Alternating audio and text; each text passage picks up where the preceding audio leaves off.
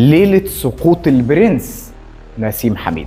يوم 7 إبريل سنة 2001 نسيم حميد بريطاني الجنسية، صاحب الأصول اليمنية، صاحب الأسلوب الغريب واللكمات الفلاشية والثقة والإمكانيات العالية جدا، دخل ماتش بريرة ب 35 فوز، 31 منهم بالضربة القاضية، ومفيش في تاريخه أي هزيمة. كان شايف نفسه لا يقهر، لا بيتهزم ولا بيتلمس. دخل الحلبة بموكب ملكي استعراضي ناري من الدرجة الأولى. نسيم داخل ببطء للحلبة بيقول للعالم أنا البرنس. لكن في الزاوية التانية كان في مقاتل مكسيكي اسمه ماركو أنطونيو باريرا، هادي وساكت من بره، لكن جواه إعصار بيتحضر إنه ينطلق على الحلبة. من أول الجولات المفاجأة كانت حاضرة.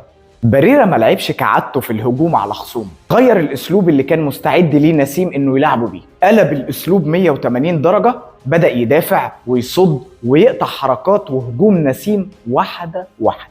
جولة بعد جولة باريرا كان بيكسر إيقاع نسيم على الحلبة، كأنه كان حافظ كل خدعة عنده وبيفككها واحدة واحدة. والأسلوب الأساسي اللي استخدمه في الماتش ده الكاونتر أتاك. في الجولة الرابعة نسيم بدأ يتوتر والكاريزما بدأت تتكسر، وبعدها بتمر جولات لغاية لما نوصل للجولة التاسعة. باريرا بقى حبكها أكتر على نسيم، كان مسيطر من الناحية البدنية والعقلية والمهارية على الحلبة، وبكده وصل الرسالة بتاعته بشكل واضح جدا: انت مش فوق اللعبة. في الجولة ال11 باريرا اثبت تفوقه الواضح وكسر ثقة نسيم على الاخر، والماتش خلص بعد 12 جولة بانتصار ساحق بالنقط لباريرا.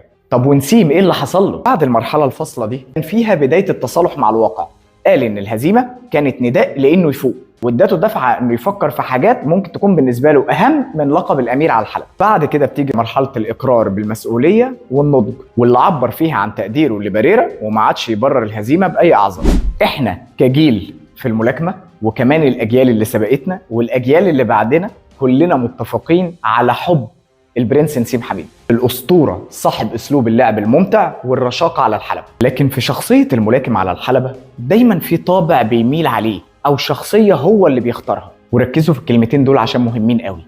الشخصية بتاعته اللي بيختارها على الحلبة بتكون ممكن مختلفة عن شخصيته الحقيقية تحت الحلبة، ودي أصلا من الحاجات اللي بتديك متعة في اللعبة، إنك تحس إن ليك شخصية تانية بتطلع على الحلبة. عارفين فكرة برنس اوف بيرشا لما الأمير بيتحول للدارك برنس؟ لما بيجي وقت القتال ويبدأ ان هو شخصية الدارك برنس بتاعته يبقى فيها الغضب بتاعه وامكانياته الجبارة المختلفة عن طبيعته كأمير عادي. او لو خدنا مثال تاني من الالعاب، لعبة ديفل ماي كراي، لما دانتي بيتحول لديفل تريجر شكله وامكانياته بتزيد، ولما بيخلص المهمة بتاعته بيرجع انسان طبيعي. نسيم بقى فهم الدراما اللي بيحبها الجمهور، واختار شخصية الحلبة تكون الامير المغرور. قصة نسيم علمتنا حاجات جميلة جدا، انك جزء من فترة اعدادك كملاكم انك تشتغل على تكوين شخصية ليك على الحلبة، ميزها بقى بالقوة او السرعة او حتى الاستعراض.